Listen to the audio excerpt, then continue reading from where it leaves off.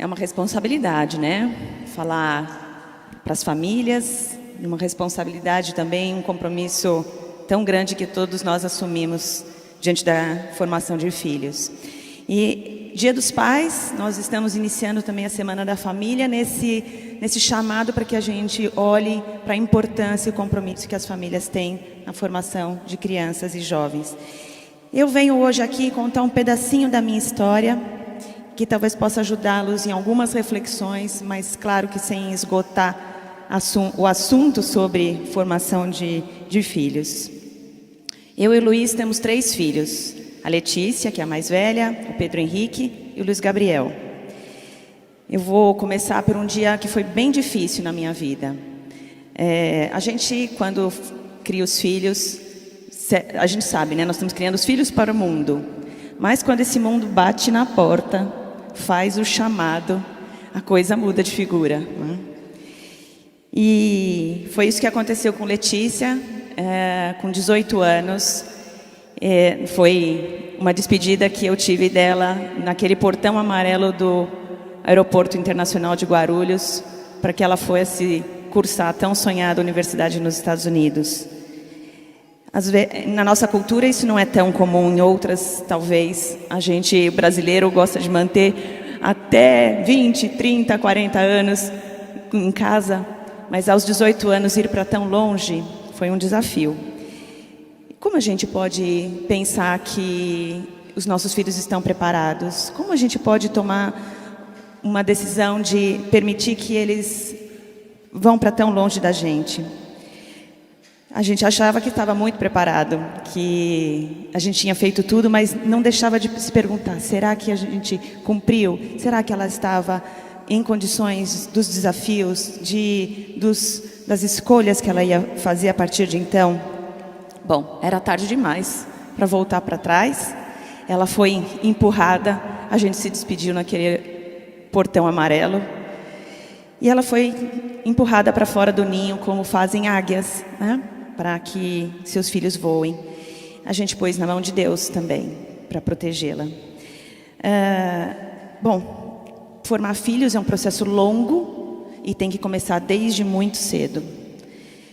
Eu vou trazer alguns pontos para vocês, que ajudem talvez em alguma reflexão. A relação pais e filhos não é uma relação assimétrica. Isso quer dizer que nós não estamos no mesmo nível hierárquico.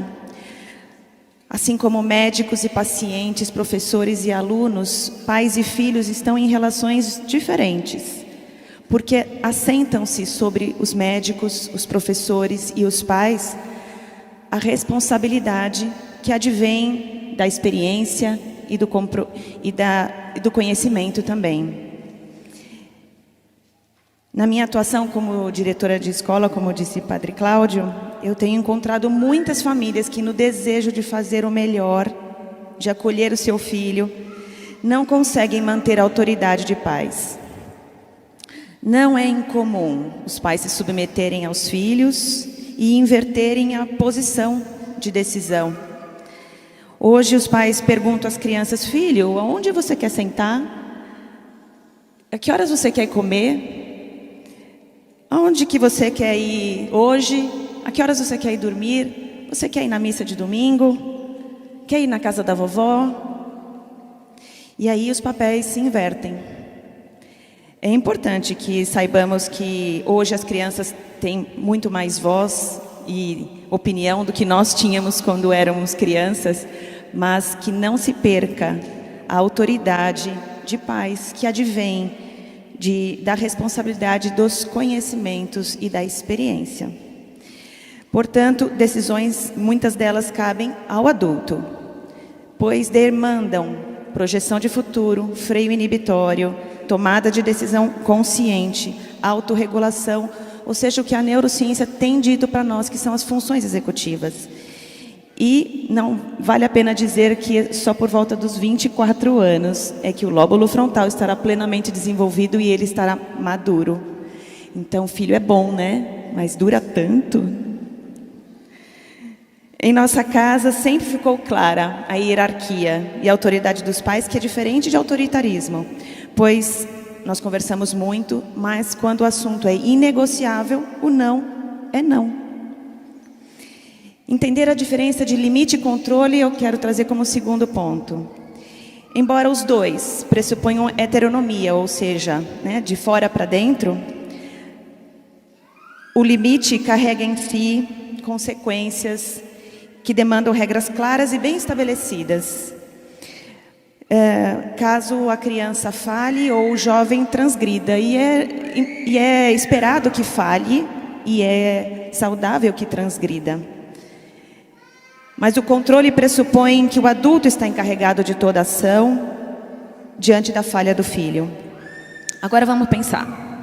Quem aqui faz a lição de casa ou estudo para a prova junto com os filhos? Quem aqui não suporta ver um filho ansioso antes de uma avaliação? Ou vai logo achando que a escola está exagerando no rigor? E quando o resultado não é satisfatório, vai até a escola e deixam de saber o que será que não fizeram para o meu filho? Ou então, quem aqui já tomou para si a responsabilidade de um conflito com um coleguinha? Quem não admite que o filho erre na escola ou no esporte? Afinal, o meu filho tem que ser o melhor de todos. Também na minha atuação como escola eu tenho visto pais que não aceitam o erro do filho. Ou o que é pior, não suportam a frustração que o erro pode causar ao filho.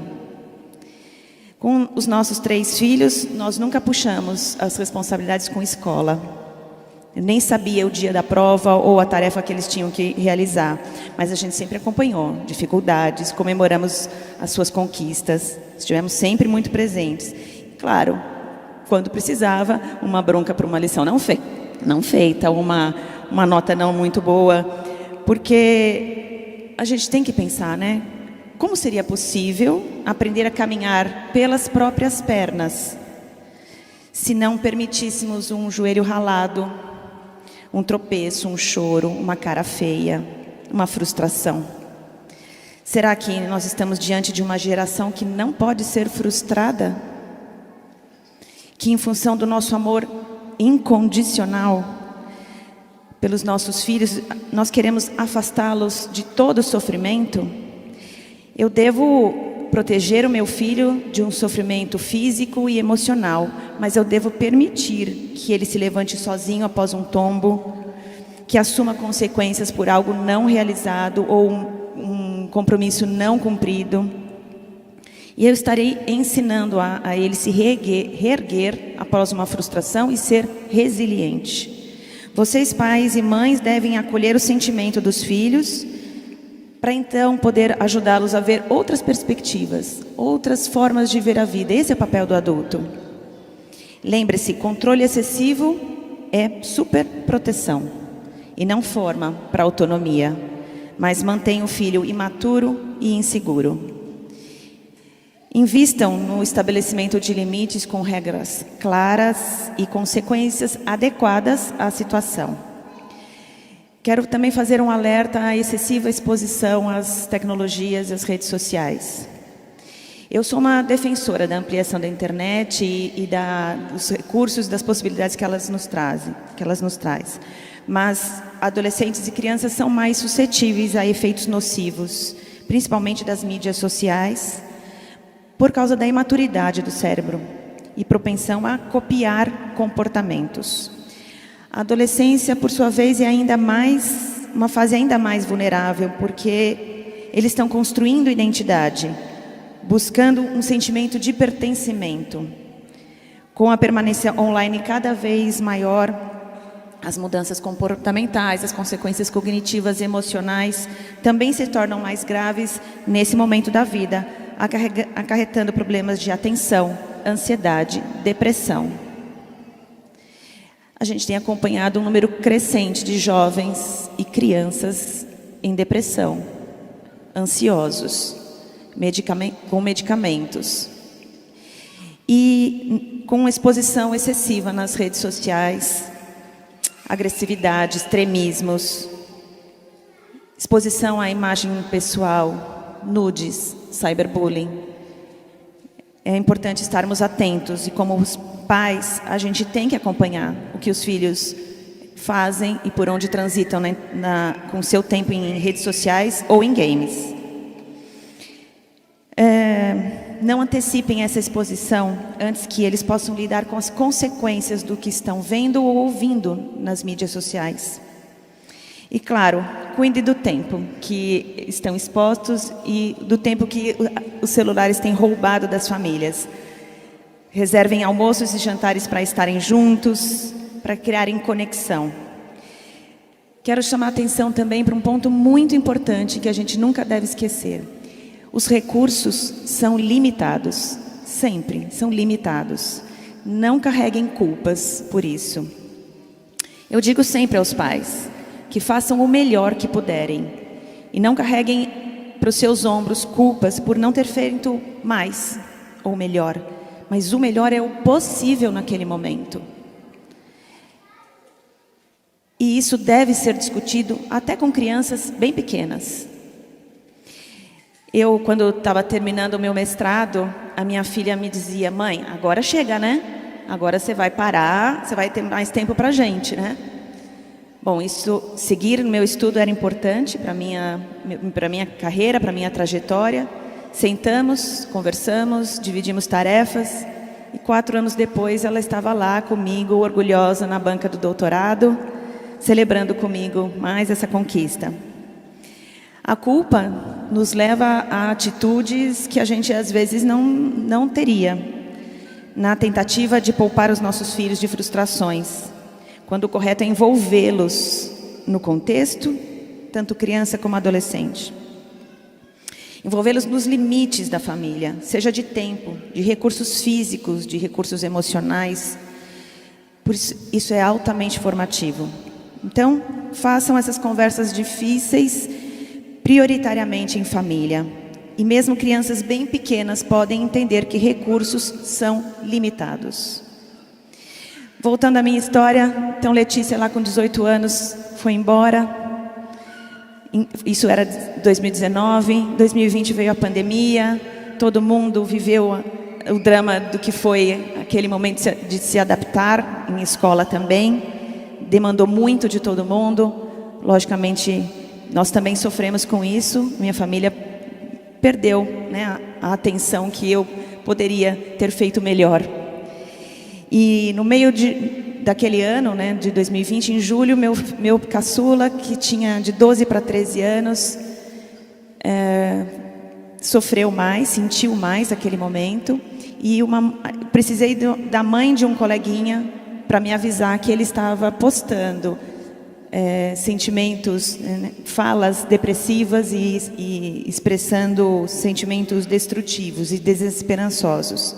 Eu falei: não, meu filho carinhoso, meu filho é coroinha na igreja, não é possível, é afetuoso. Chamamos para conversar e sim, ele estava desesperançoso, porque a pandemia, o isolamento foi causando isso. E aí vem esse quinto ponto que eu trago a vocês, diante do número que se aumenta, né, de crianças ansiosas e depressivas, agravados por esses isolamentos. Fiquem atentos aos sinais de depressão: queda no rendimento escolar, baixa concentração para as tarefas, baixa autoestima, mudança no padrão de sono e apetite, mudança de humor, pode ser irritação, intolerância, isolamento, cansaço. Ofereça uma escuta ativa às necessidades do filho. E chame para conversar sobre essa emoção, porque quando a gente tenta explicar essa emoção sem julgamento, a gente passa para um entendimento melhor do que está sendo sentido, e a partir daí a gente consegue se comunicar melhor e pedir ajuda adequada. Esses são princípios da comunicação não violenta, estratégia muito interessante para a comunicação com os nossos filhos.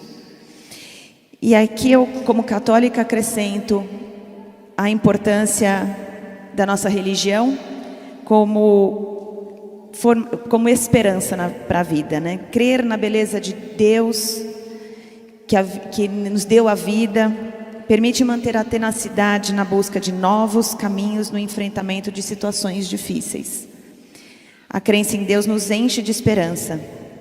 E aqui, levanta o 6º ponto, busque redes de proteção.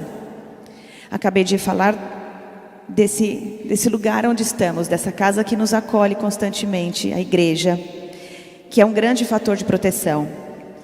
Mas podemos também recorrer aos profissionais da educação e ainda junto com tudo isso, buscar ajuda profissional de um bom psicoterapeuta que pode nos ajudar a compreender melhor o que está acontecendo, sem medos nem preconceitos. Esses profissionais, desde que selecionados e que estejam de acordo com seus princípios éticos, morais e religiosos, estão cada vez mais preparados para reconhecer precocemente um distúrbio emocional, o que pode aumentar a qualidade de vida de crianças, jovens e adultos. E é importante lembrar que, diante de comportamentos de automutilação e ideação suicida, é muito importante buscar ajuda profissional. E o último ponto, e talvez o mais importante, o amor. Seu filho precisa saber que é amado. Saber que tem muita gente que se importa com ele, que ele é importante para a família, para os amigos, para a sociedade, e ainda que a sua vida tem muito valor. Mas quero aqui, pais, que reflitam sobre esse compromisso mútuo advindo do amor. Tão importante quanto o amor dos pais para com os filhos é também o amor dos filhos para com os pais. Assim, todos se valorizam nas qualidades e defeitos, nos erros e nos acertos, pois ninguém é perfeito e a gente está sempre aprendendo. Tenho certeza que um canal de diálogo bem construído, com as vulnerabilidades partilhadas, será uma oportunidade de crescimento desse vínculo amoroso entre vocês. E hoje, ao iniciar essa Semana da Família, justamente no Dia dos Pais, nos remete à importância da figura paterna para a solidez da família, tendo como exemplo São José, pai de Jesus, que foi paciente, o bom companheiro de Maria e guia dos primeiros passos do menino Jesus. Quero acrescentar a minha experiência como profissional da educação para salientar o papel fundamental dos pais na formação espiritual, emocional e social e na vida escolar de crianças e jovens. Então, quem é da minha geração vai se lembrar, não basta ser pai, tem que participar. E por falar em dia muito especial, minha família hoje vive mais um importante capítulo dessa nossa história, porque hoje à noite, meu filho do meio, o Pedro, que acaba de fazer 18 anos, vai seguir também atrás do seu sonho de fazer faculdade nos Estados Unidos. Só que, diferente da Letícia, porque a gente sempre pode aprender, né? Dessa vez eu não vou despedir dele no portão amarelo do embarque internacional do aeroporto de Guarulhos, porque eu vou junto. E aí eu vou, talvez que esse empurrão para fora do ninho possa ser um pouco mais fácil, pelo menos para mim. Felicidades a todos, aos pais da Igreja de Santana. E lembre-se, não basta ser pai, tem que participar. Feliz Dia dos Pais a todos. Muito obrigada.